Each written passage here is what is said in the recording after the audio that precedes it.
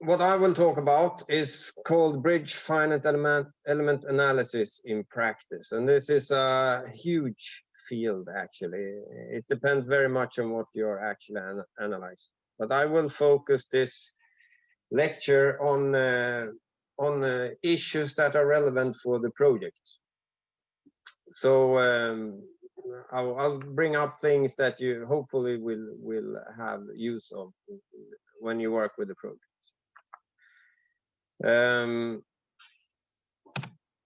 This is the contents. I will talk quite general about structural analysis.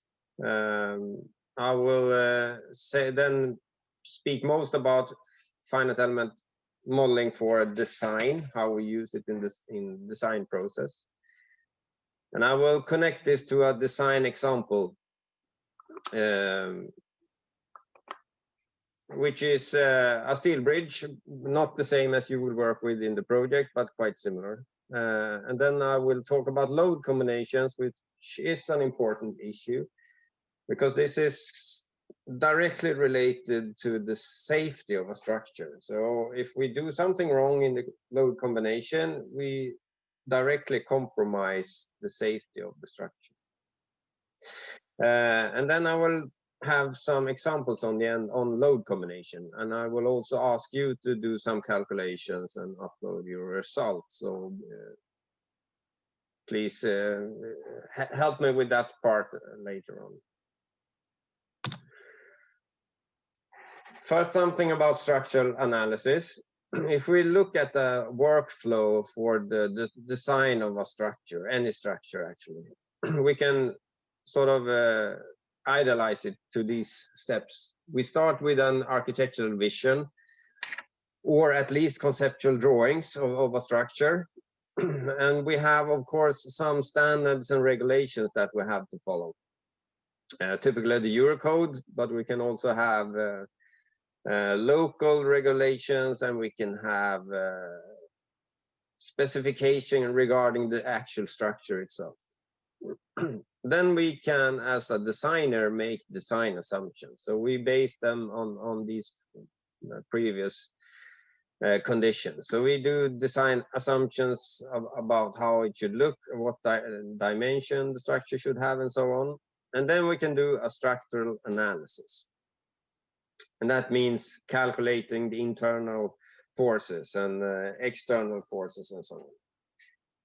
And when we have all those results, we can do the design verification. So checking the safety of the structure, or if it has sufficient capacity. Quite often it has not, or quite often we have assumed too large dimensions, and we want to use as little material as possible. So we have to make new design assumptions, and we have to run this loop a few times. I would say it's quite unusual that we assume one thing and go all the way through directly. There is usually some iterations there. But when we have reached appropriate designs or something that we can live with, then we can create the construction drawings, or nowadays typically a BIM model, or an building information model that we can deliver to the construction site. So this is the typical design workflow. What we will work with in this course is sort of this loop, but we will it will be enough if you go just one way there. So you will have this given in the project description. You will have to do some design assumptions, but quite a lot of it is already determined. You will do the structural analysis, which is the modeling in the finite element program, which will take most of your time, I would say. Then you will do the design verification of some parts in the structure. And when you're done, when you have shown that you fulfill the criteria, that is when the project is completed, so to say. You don't have to do this loop for optimization, but you may have to do it just to fulfill the design verifications. Okay, but what I will talk most about today is structural analysis part. But it's good to remember that this is a very small part, or it's an important but only one part of the whole design process. So the structural analysis, even though it may seem very tricky or very fun or very hard or something, it's important to remember it's only one part in the workflow of the design of structure. So what do we want from a structural analysis then? Or what is a structural analysis? Well, it's stated in the Eurocode that it is a procedure or algorithm to determination of action effects and in every point of a structure. And we can use that, we can do that in different levels. We can do a global analysis, and that is what when we typically analyze a whole structure, a whole bridge. We have a large model with all the parts of a bridge considered, but they are not specifically very detailed. Another level is member analysis, and that is when we extract one beam or one column or a few columns and beams from a structure, and we analyze on the level of the members. And then the third level is local analysis, and that is typically when we analyze a joint or a special part of the structure that behaves in a special manner that requires a detailed model. Typically, we cannot have all these three levels in the same model. And that requires that we may end up with many different structural analysis models for our structure.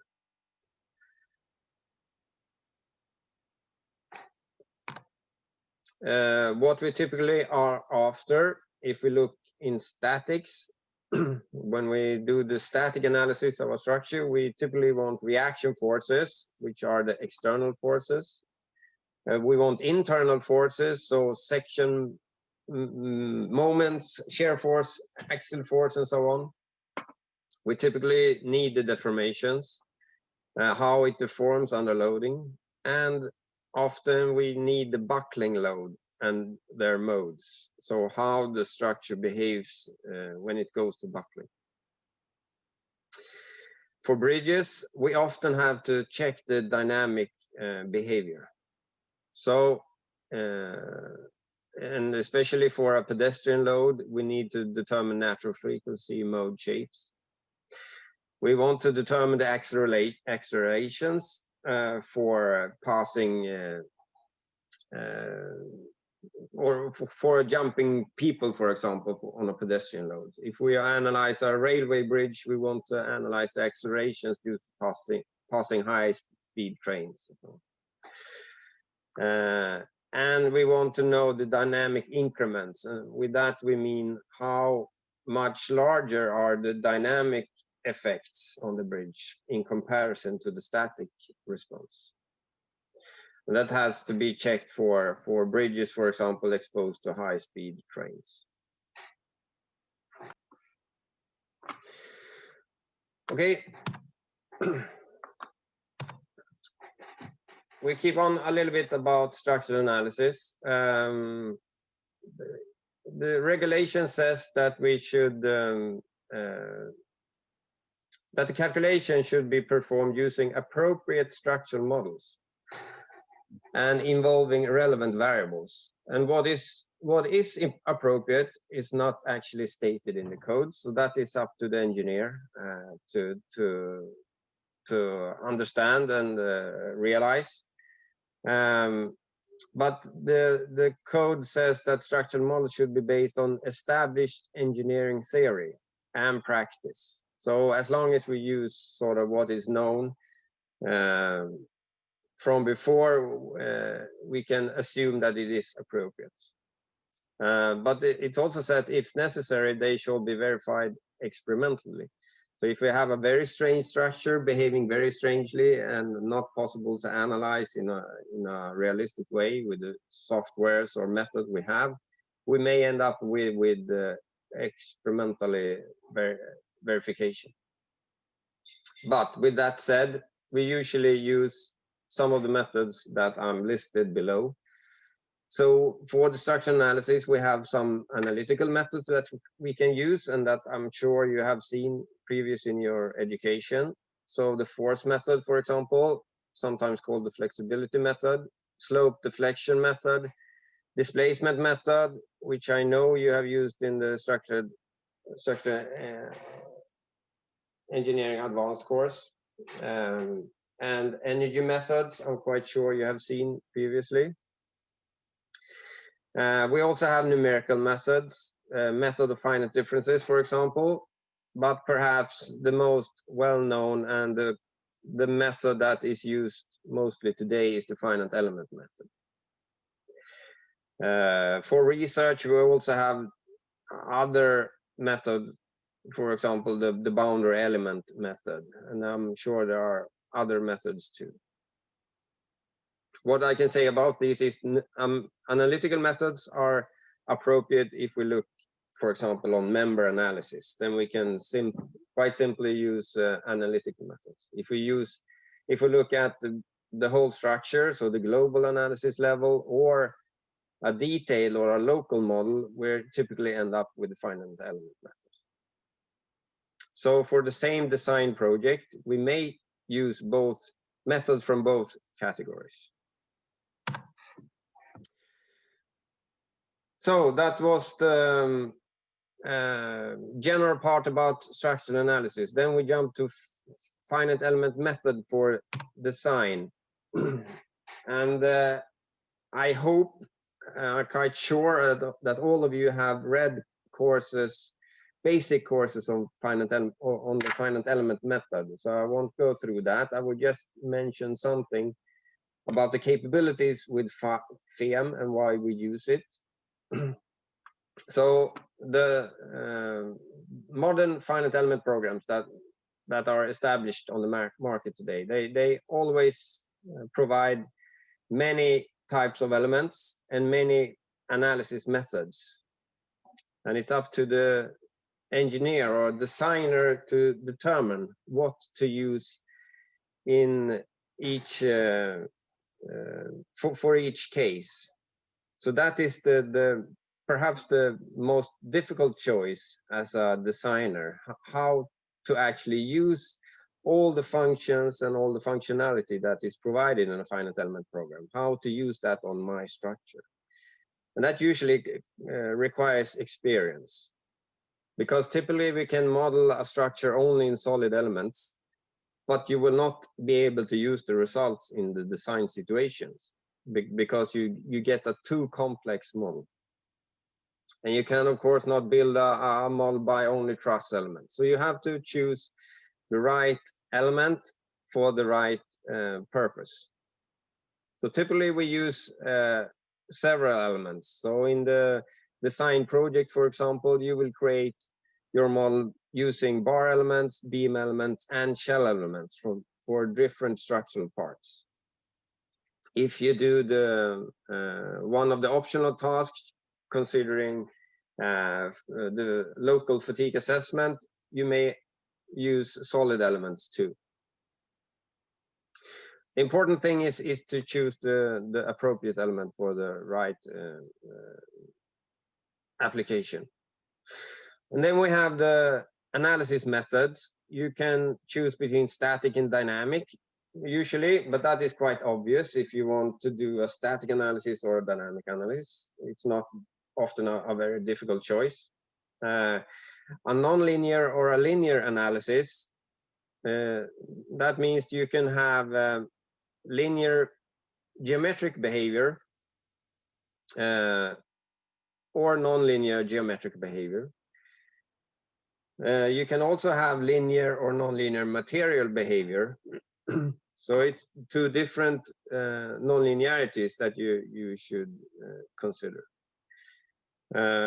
Usually when we use a code-based approach for design, we use a linear analysis.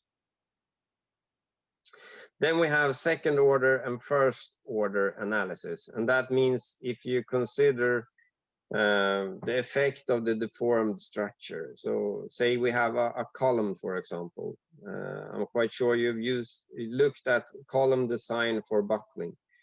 If this column buckles, so you have a large deformation and you increase loading it, then you will have second order effects. So you will have bending moments, for example, just because the member have a deformed shape. That is also a choice you have to consider when you do the analysis. We have optional tasks in the project task where you will stand before all these options if you want to complete it. Okay, these are special issues that the code says that you have to consider when you use finite element method for design. And they are quite obvious, actually. I will go through them very quickly. What something have to be considered is, of course, how the structural component is built up and its boundary condition. It's quite natural. But you should also consider the choice of software and how it's documented. So there are many softwares available today, but it can be appropriate to select an established software deliverer and not perhaps download the first shareware software that you can find on as an app or something. It can be important to choose an established software. The use of imperfections is something to consider if you do buckling analysis.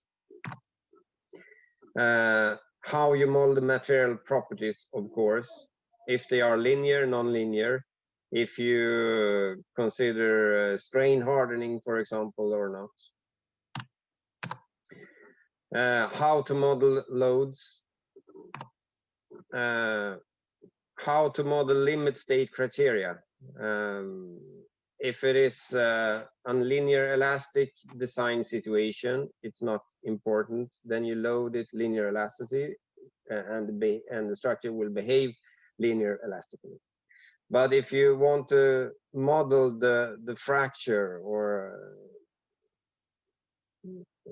model the actual limit state, then this needs special consideration. And how to consider partial safety factors is also an important issue. Something that has to be sort of considered before. If you do a characteristic load assessment, or if you want to do the design inside the finite element software. And this is a table which sort of summarize all these assumptions. And actually, it's allowed to do in the Eurocode. It allows to do quite complex finite element modeling and assessment of the capacity. So you can do the final design only in the finite element model, but you can also do only the pure structural analysis part, and then do the design verification outside. And I will show an example of that later on. But the Eurocodes, they have stated several allowable options on how to do these design verifications. And this table summarizes them. So you can do a linear elastic analysis. That is typically the same analysis that you do by hand, but you can use a software to do it. So you use linear material behavior, you use linear geometric behavior, and you consider no imperfections. Then you can assess the plastic resistance in the ultimate limit state using the finite element software. And that means a bit more complex model. Then you need to model the material behavior nonlinear, but you can still consider linear geometric behavior and no imperfections.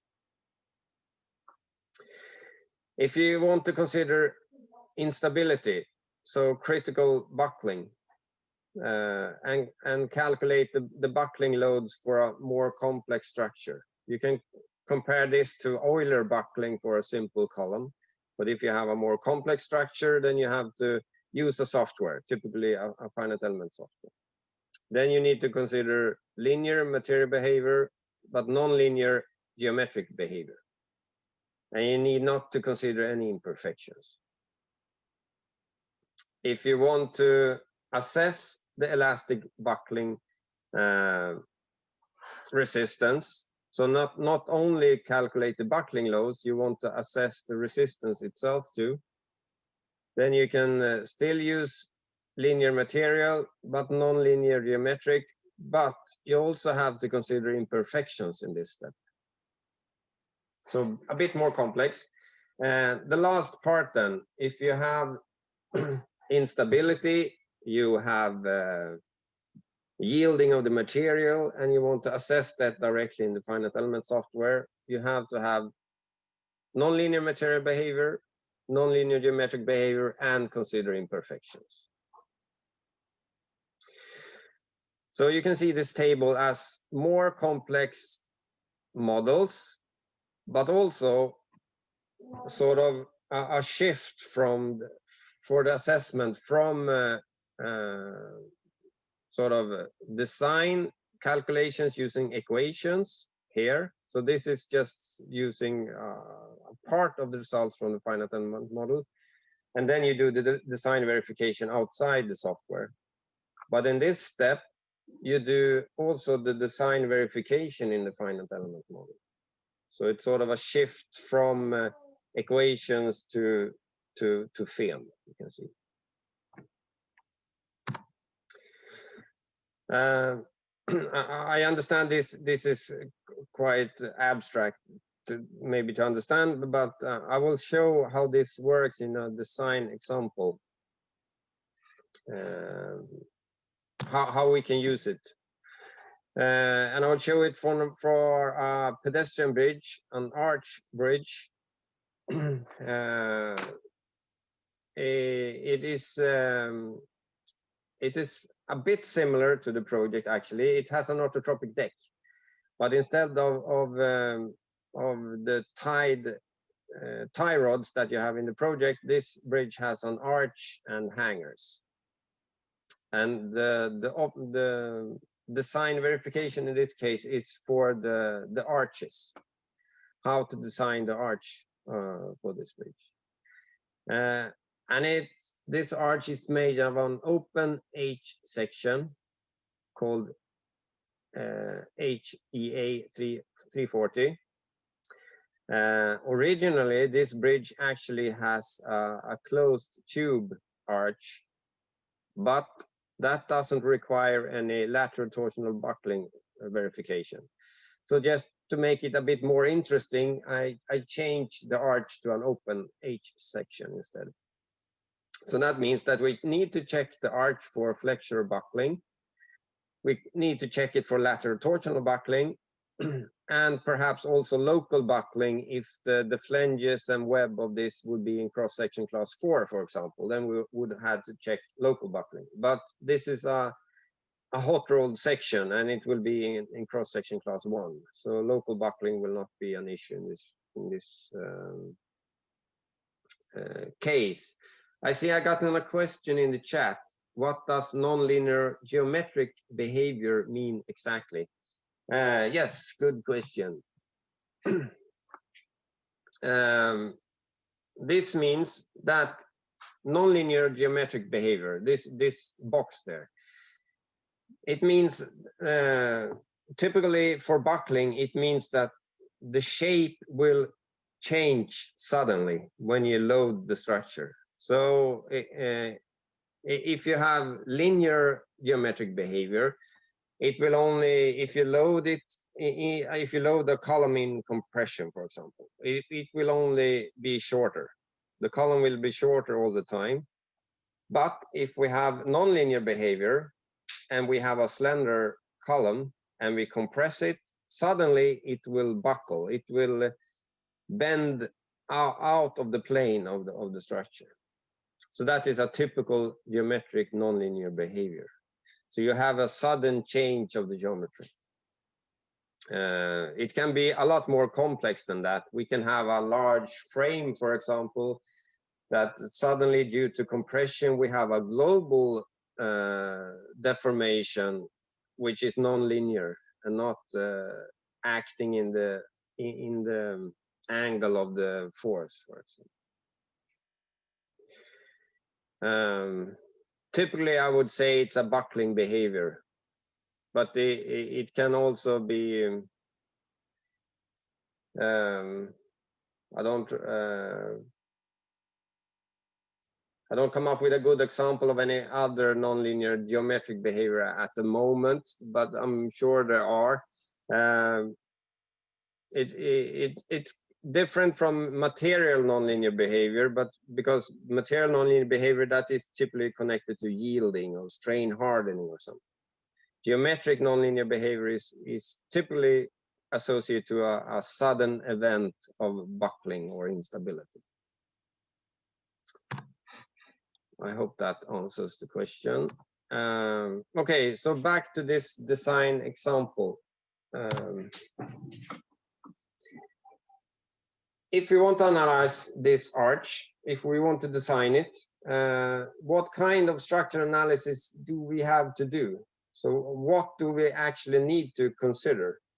And if we check this table, where should we sort of end? Is it sufficient with a linear model, considering no imperfection, or do we have to do the most advanced assessment that we can come up with? So that is sort of the main issue. If we go to the Eurocode in this case, it says that we have to consider the deformed geometry, and that is the second order effect, if they have significant effects on the structural response. But how do we determine that then? Well, there is a criterion defined in the Eurocode. So if this criterion is fulfilled, so if alpha critical is larger than 10, we can use a first order analysis. Okay, so then we have to determine alpha critical, and that is defined as the critical force divided by the design force. So this is the critical force of the structural component or the global structure, and this is what the actual loads are causing. So if this ratio is larger than 10, so that means that if the critical load is 10 times the actual force that the load causes, then we can use a linear elastic analysis. But if it's less than 10, say 2 or 3 or 4, then we need to consider second order effects. And this is for elastic analysis. If we use a plastic analysis, that is if we include the nonlinear material properties in analysis, then we have to increase this to 15 instead. And how then do we determine the FCR, which is the critical force? And that can be complex for a complex structure, but with a finite element model, it's typically just a result to ask for. So we load the structure, we calculate the critical force. And for this bridge and for this arch, we see with this buckling shape, we have captured the buckling shape, which is out of plane buckling. And from the result, we get directly the force in the arch to 1,861. And then we check with a linear elastic analysis, what is the load effect in this arch? So that is the actual load we have. And in this case, we get a ratio of about 4. And since this is a lot less than 10, it means that we have to consider large displacement and second order effects. And this is quite logical because an arch is known to be prone to buckling. So it would be very surprising if we didn't reach this result. The same goes for a column. If we have large compressive forces for a column, we typically end up needing consideration of second order effects. It would be surprising if not. If not, then we typically have a too heavy column or a structure. Okay, and now we have two options.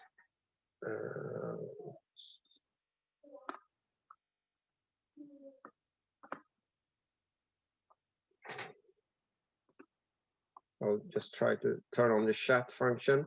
And now we have two options. One way to do the structural analysis using first order analysis, using linear elastic material and linear elastic structure.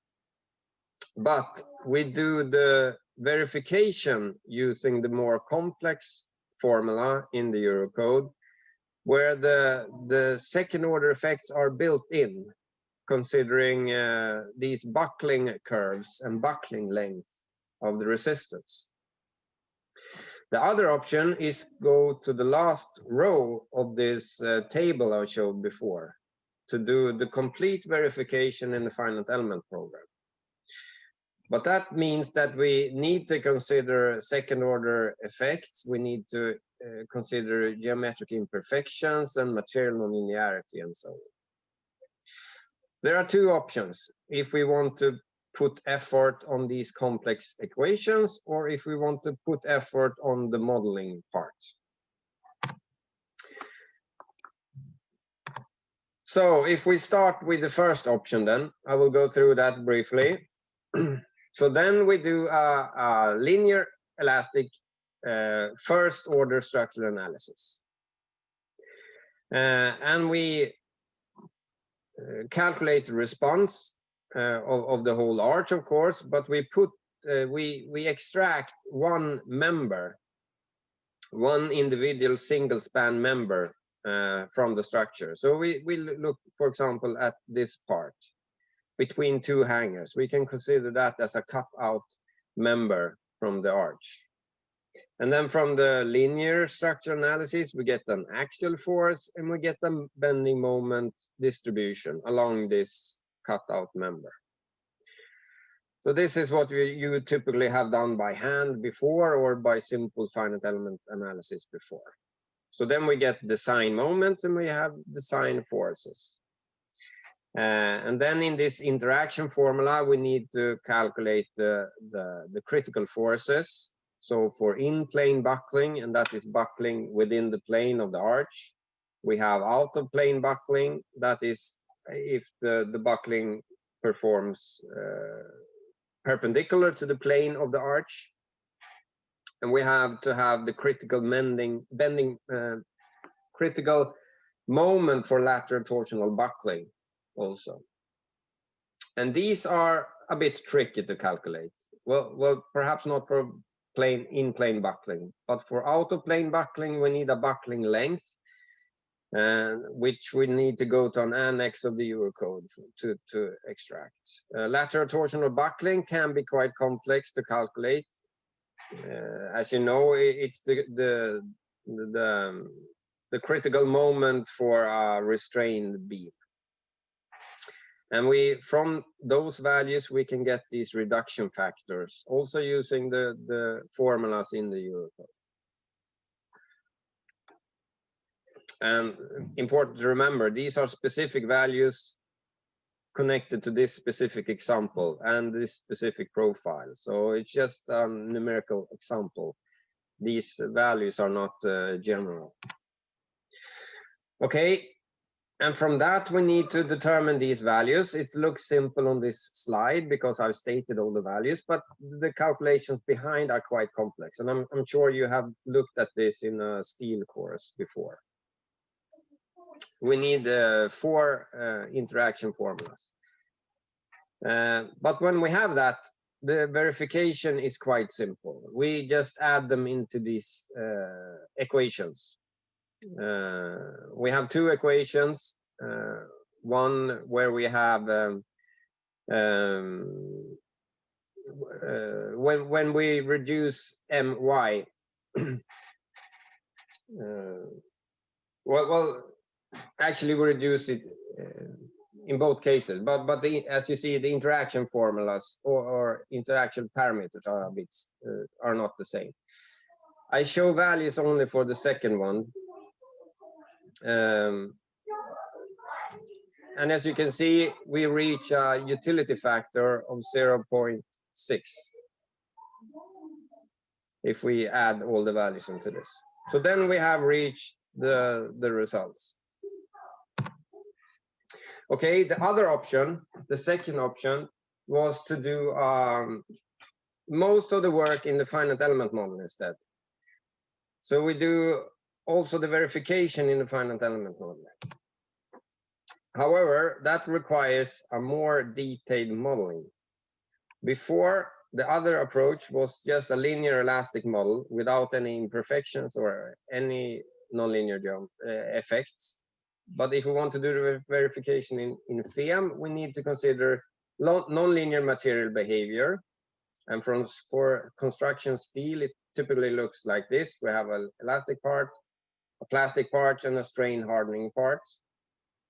We need to consider imperfections so that the arch is not perfectly curved.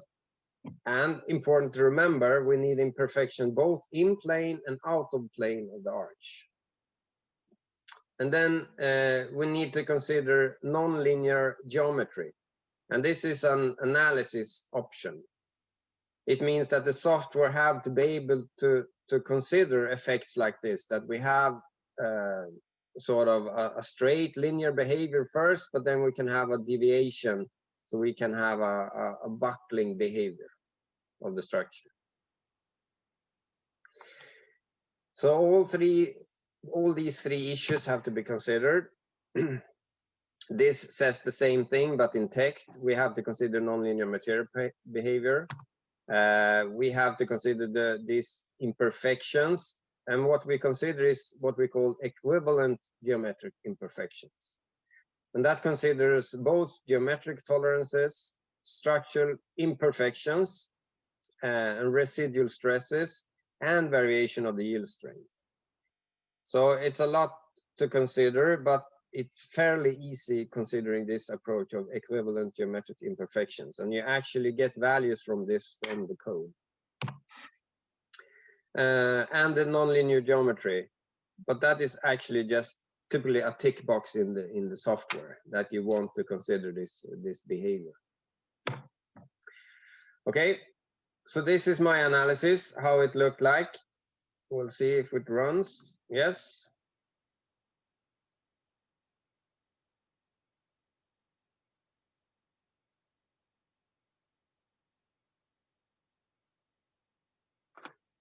So this showed how this arch bridge behaved during loading.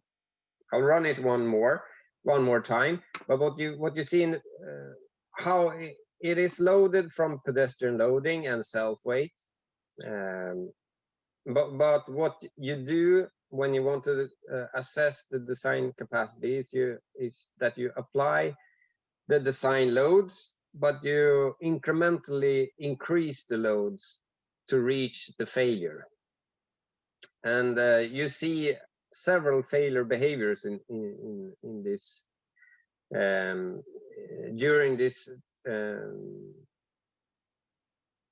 iterations.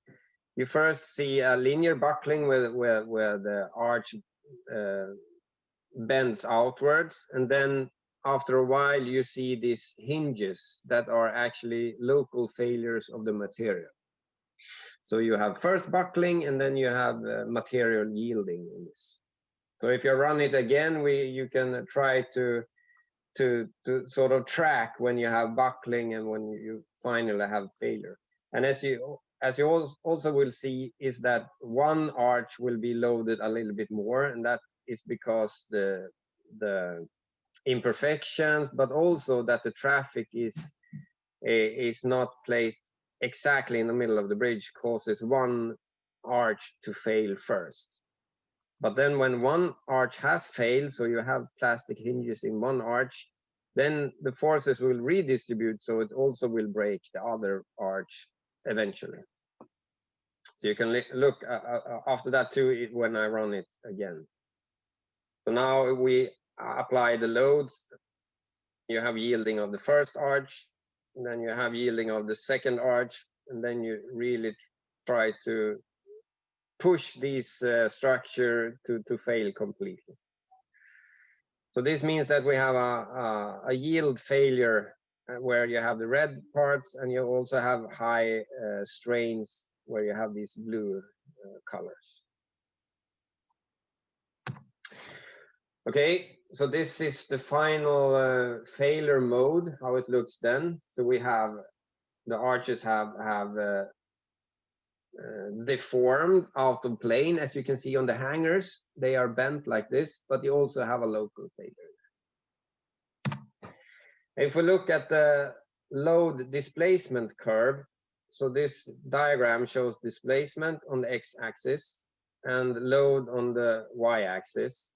We can see that, and I must say the displacement is in a point in the arch. So the displacement is horizontal displacement of the arch. To begin with, we have a linear relation, and this is actually the design load, so the maximum load that we can expect.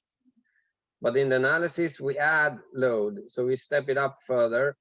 And here we have nonlinear behavior. And here we have a really high load. And this is the highest load we reach. But then I push this analysis even further. But that actually means that the load capacity decreases.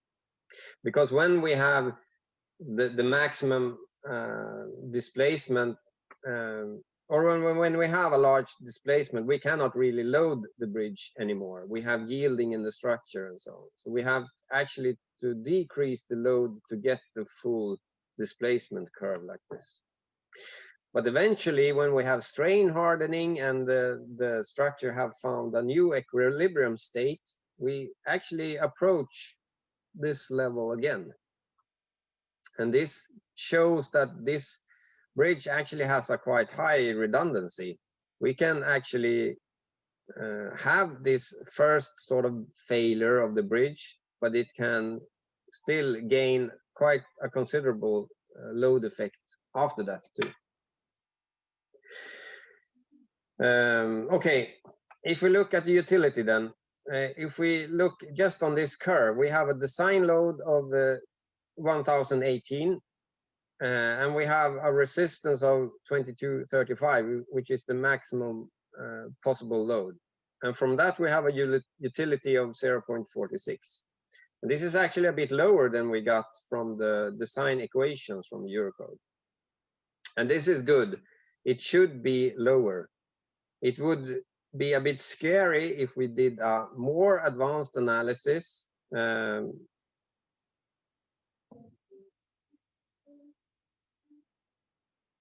Well, I won't say anything about that, actually. It's not really a general conclusion. But what I must say is it's good that we get in the same region, because we have sort of the same, we can reach sort of a similar result with both methods, which is something that we want to reach. Then there's a requirement in the Eurocode, even if we do this very advanced finite element analysis.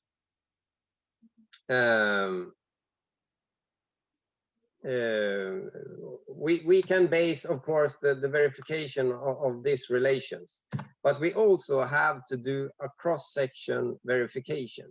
So we cannot only rely on this verification that the maximum load gives. So we have to verify the cross-section also. So we extract the bending moment that we have from the design loads, and we divide it by the resistance of the cross section.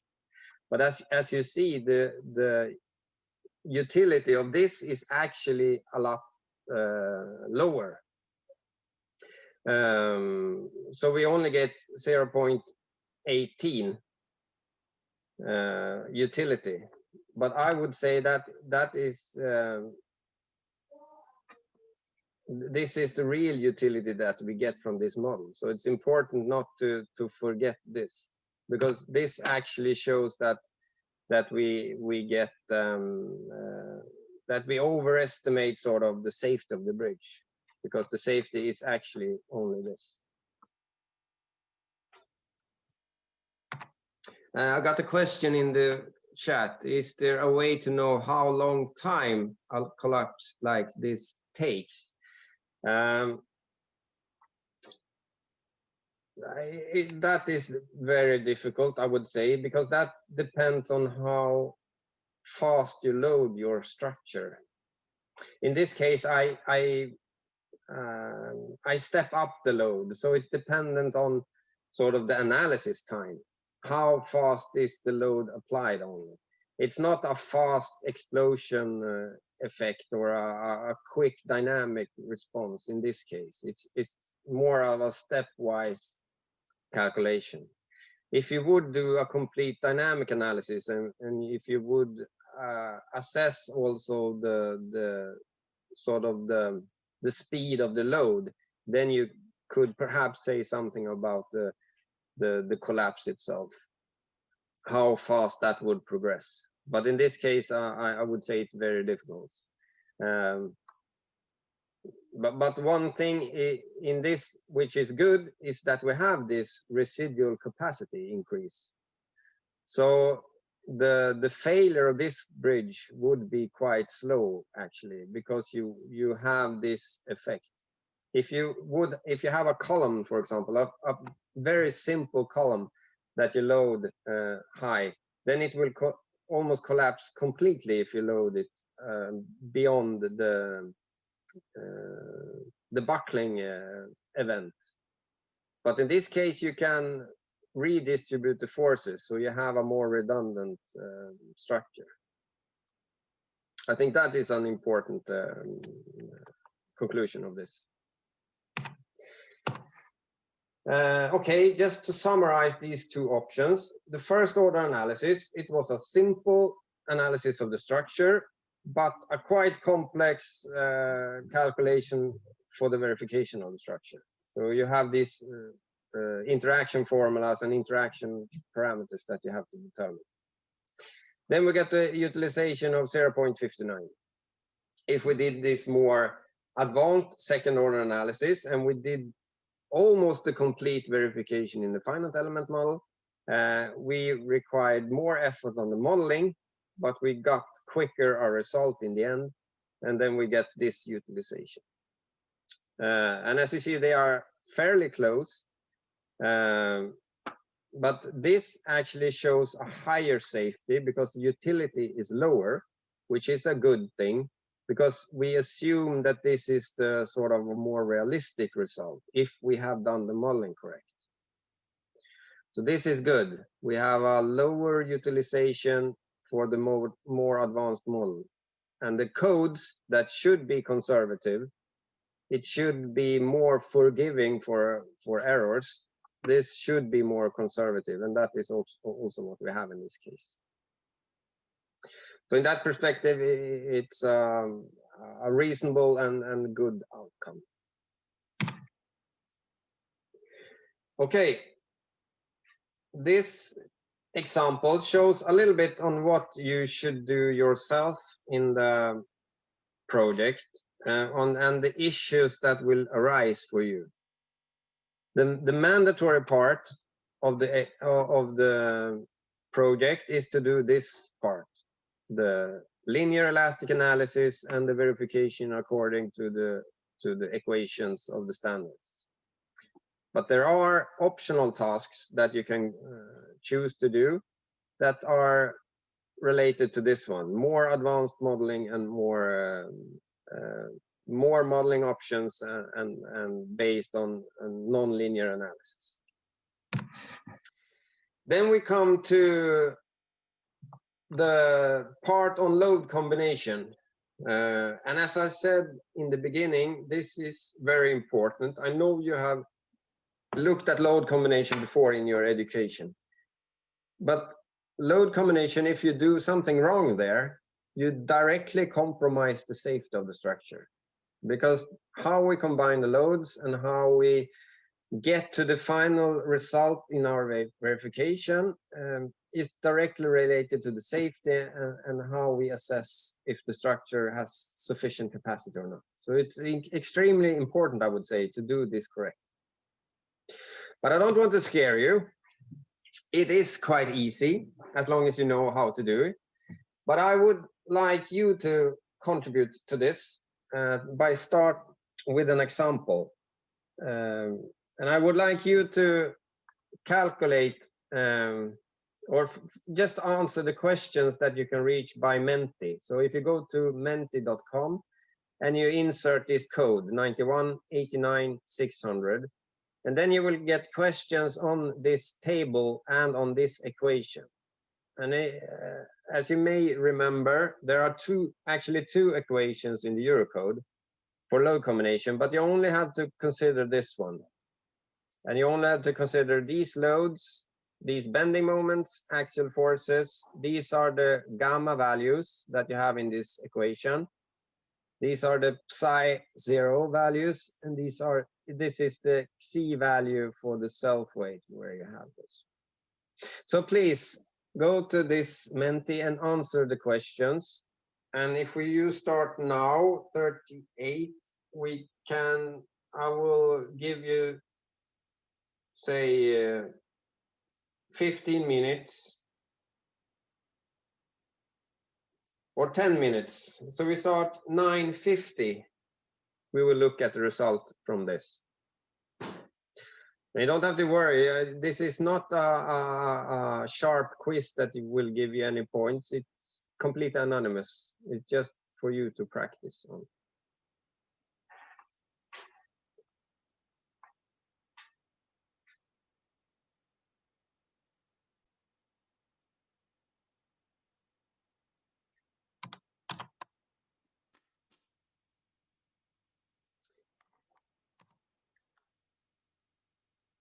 Okay, then we looked at the result for this question, and then we continue on more basic things about load combination and why we load combine. I've been touching upon this, is that we should provide an acceptable level of reliability. And reliability is how we actually measure safety, but it can also be serviceability and durability of a structure. And if we look at the general safety format, we can have a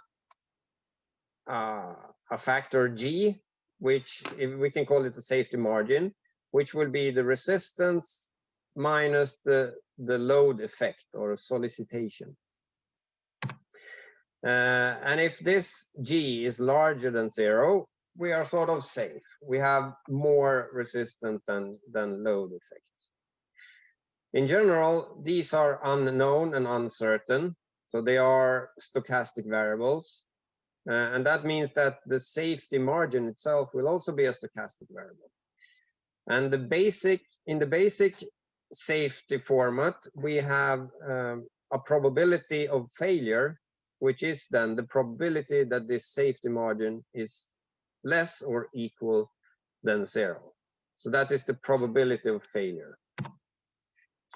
And actually in what we called Boverkets konstruktionsregler, EKS 11, that is sort of the national requirements on safety that we have to fulfill in Sweden.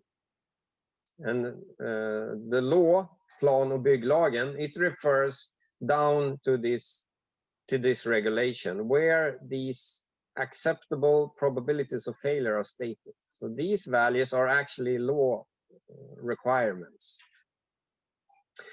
And as you see, the probability of failure should be dependent on reliability class, either 10 to the power minus 6 to the lowest one, 10 to the power minus 4. And this depends, as I said, on the reliability class. And if we look at the codes, the reliability class 3 is typically buildings where people are, which people occupies very seldom and quite few people, not very many people. So if something happens, it's a very low probability that harm will come to a human being. Okay, it's typically buildings in our agriculture industry, for example.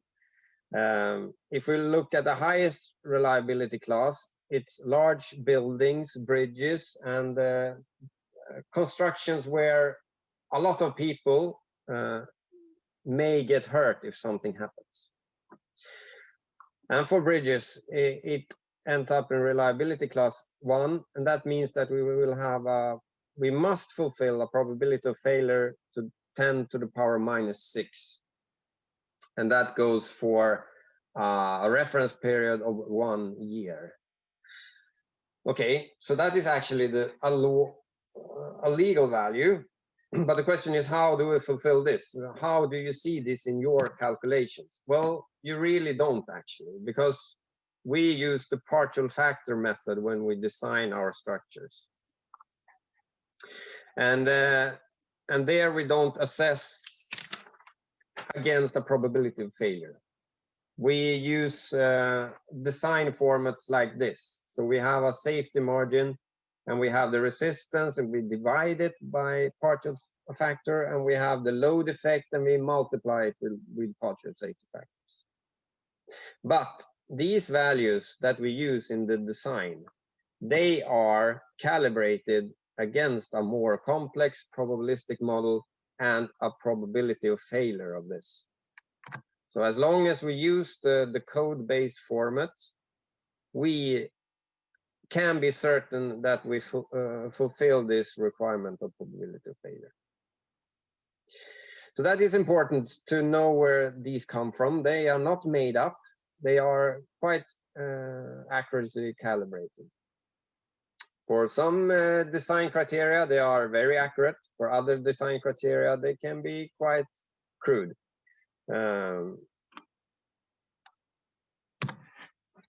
Okay, and if we look at the load effect, gamma F times S, it's not really this simple. It is actually these load combination formulas, because we need to consider different partial safety factor for different types of loads.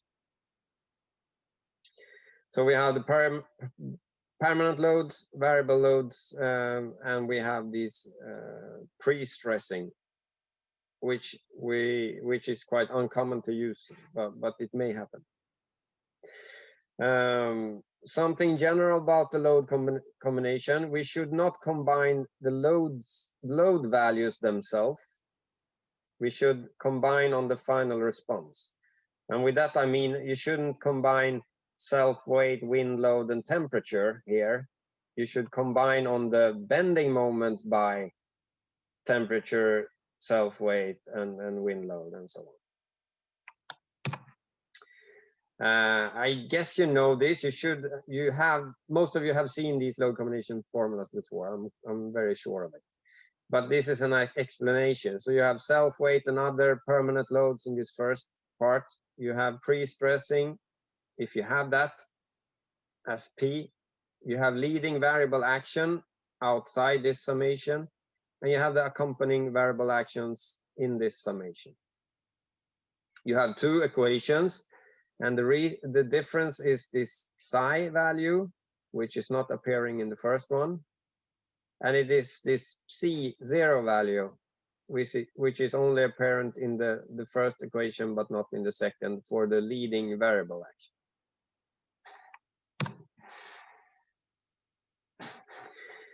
I keep on with this because I think the Menti part was a sort of a break, but if you want a break, just let me know. I cannot get my chat box visible now, unfortunately. I will try to do that.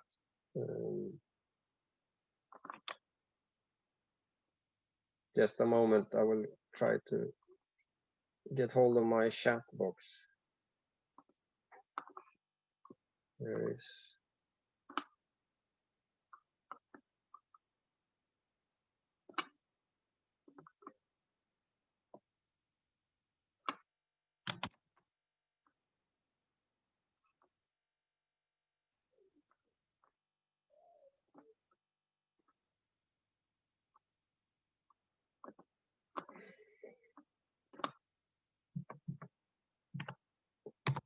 Okay, I'll go through these load combination formulas. Now some loads to consider for footbridges. We have self-weight, of course, the weight of the structure elements themselves, but also loads from pavement, for example, which is not a structural load, but it's a self-weight. We can have for some bridges uneven settlements. That is when the supports have settlements to consider. So because the soil beneath the structure may cause settlements that you have to consider. Some bridges have earth pressure. It's typically in integral bridges, for example, when you have a horizontal earth pressure on the frame legs or something. If you have a concrete bridge, you need to consider shrinkage. Pre-stress may appear sometimes, which is this special load in the load combination formula. Traffic loads are always there. It doesn't have to be vehicles. It can be pedestrian loading itself, which we also call traffic load. Wind forces is a variable action. Thermal actions, that's temperature changes. We can have snow loads, but that is typically on bridges with a roof, because we do not combine snow loads and traffic loads. You have either one or the other. And typically traffic loads are much higher, because if you have traffic loads, you keep the snow away on the bridge. So you don't have to consider both of them. And then you can have construction loads during the building process. But that is typically special kind of load cases when you construct your bridge. And you don't have to consider them in the final design. So I will show an example. I will end with this. This is a bit more complex than the Menti example. And in this case, we have the typical load cases that you have on a bridge, or at least a pedestrian bridge. And you have, so this table is what you can get from structural analysis using FEAM, for example. So if we look at the loads, you have self-weight, and this will then be valid for a specific point in your structure. So say it is a specific point in the arch, for example, of the arch bridge that I showed before. So then we can have a bending moment, and we have an axial force. And then uneven settlements may cause a bending moment and an axial force in the same point. These two are permanent loads. And then we have traffic load. And there are two traffic loads here. And there can be actually a lot more, because traffic load is a load that can be placed in many different positions. So the service vehicle can be placed anywhere on the bridge, for example. So that will cause many load cases. So you have typically several rows, and you need to select there the most adverse one, depending on what you are combining and what you are after. The same goes for wind force. You have typically wind in at least two directions. So you will have at least two rows there with responses. Thermal actions, you will have a change of temperature to a positive value and a change of temperature to a negative value. That goes for two rows. In reality, when you design a bridge, you have also other thermal loads to consider. So you also, in this case, may have many rows of thermal actions to select between. But important to remember here, in this case, it's either traffic load 1 or traffic load 2, not both of them at the same time, because there are two different positions of the load. So you don't need to consider both of them because they are mutually exclusive. Okay, and then the assignment here is to perform a load combination in accordance to the Eurocode EN 1990 for the ultimate limit state. So we will combine for max and min bending moment and the associated axial force in this.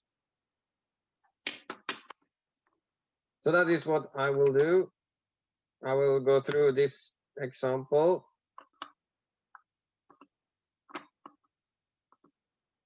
So this is the same table.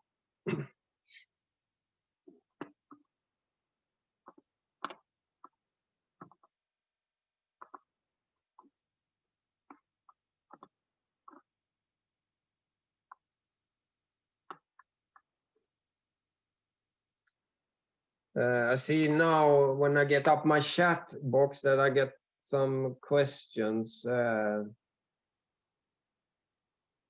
Why we consider shrinkage as permanent action as it varies with temperature. Yes, shrinkage is a bit special. It's something that varies with time, and it varies with humidity of the air and as you say of the temperature. But shrinkage is still a slow process going in one specific direction. And if we look at shrinkage from a long-term perspective, sort of the end of the construction life, we will get sort of an equilibrium value for the shrinkage. And that is typically what we design against. But if you look at the concrete structure itself, then you should consider sort of creepage and things like that when you assign the effect of shrinkage. But we consider it as a permanent load because it's a slow happening effect in concrete. Okay, so that was the answer on that question. Now we go back to this example, and then we should combine on first on design bending moment and the maximum value. And we have two combinations stated in the code. So I write an A there for the first one.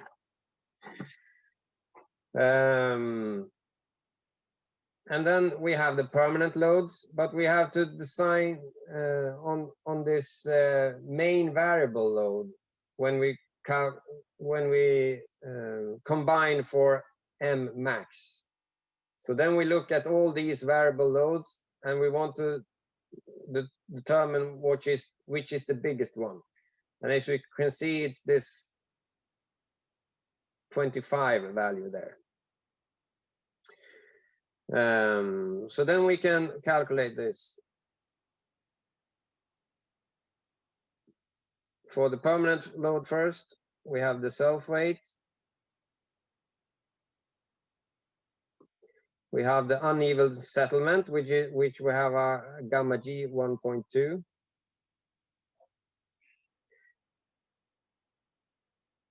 And then we have the main variable load. Oops. In the first load case, we should there have C0 with us. And that is 0.4 in this case.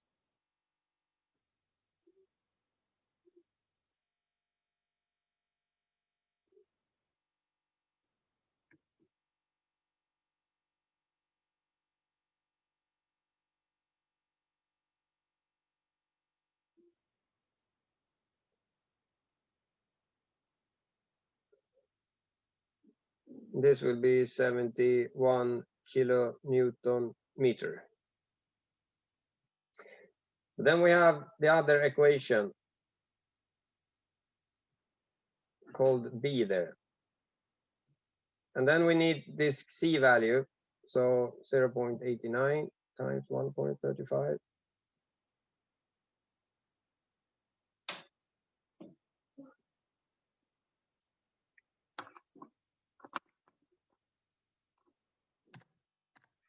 Uh, 1.2 times 10. So this is unaltered. This does not have a C value when we come to uneven settlement. It's only the self weight that has this 0.89, it should say. Okay.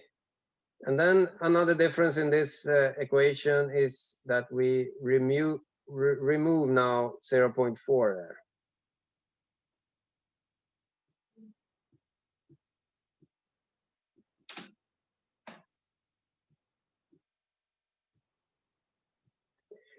So then it becomes 87 kilonewton meters. So it's obvious that this one is larger.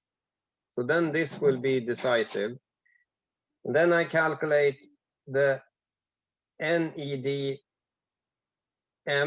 So the axial force associated to M only for this one. I don't need this combination actually. So then I use the same partial coefficients as for this one.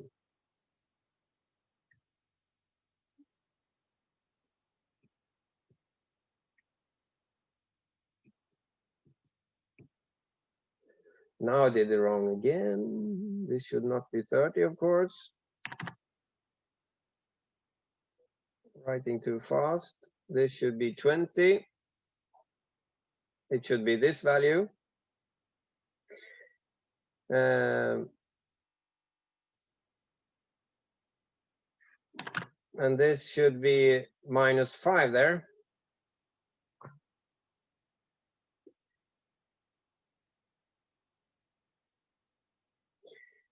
And this should be the 10.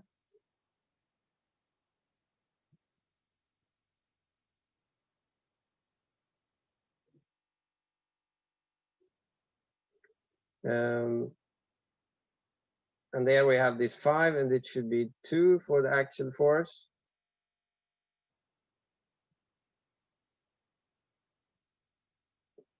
And this was -2 in this case. Then we have 31 kilonewton. So these are the values, the combined values. So we have a bending moment 87 and the associated axial force 31.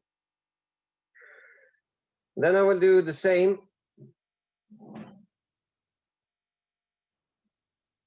but combine on the minimum response instead. And we still have A and B. And when combining on the minimum value, then we should minimize the bending moment. And as you see, this is positive, but it's a permanent load. So we still need to consider it.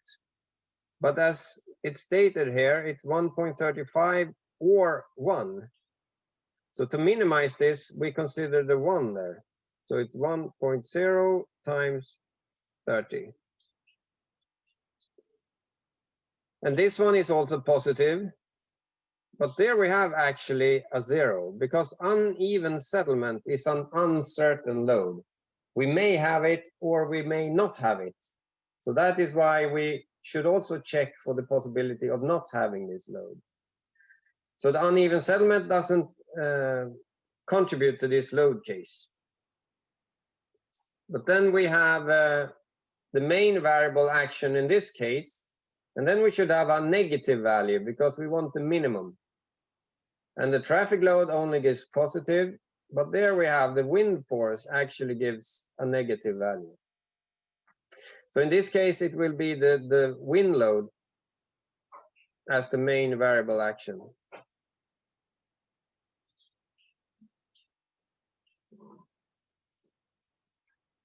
And the thermal action also gives a negative contribution that we can consider.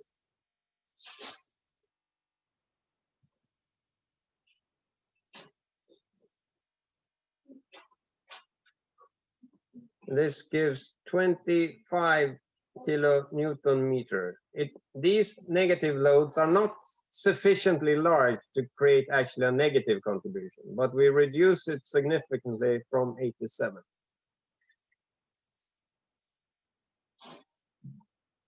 And then we need to check the B option.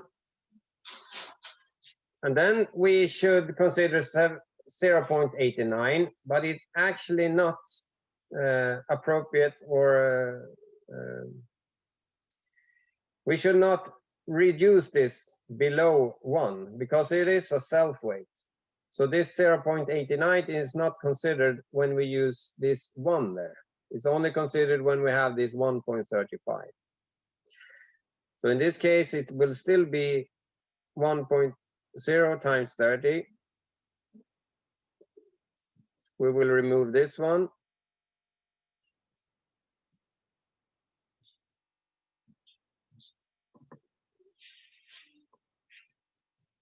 And we will reach 20 there instead.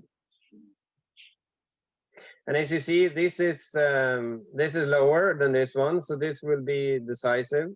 And then if we calculate the associated NEDM there to this one, and then we use the same coefficients, and this will be times 20. And this will be minus 2.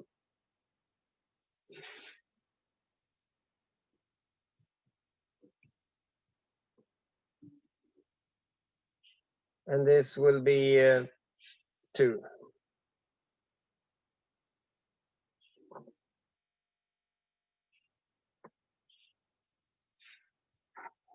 So then we have those results and those results.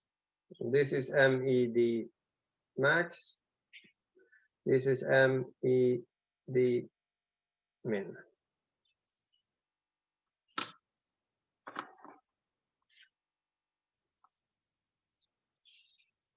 Okay, any questions? I got some questions in this chat there.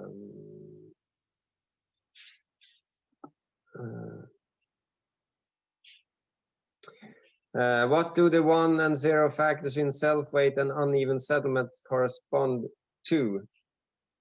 That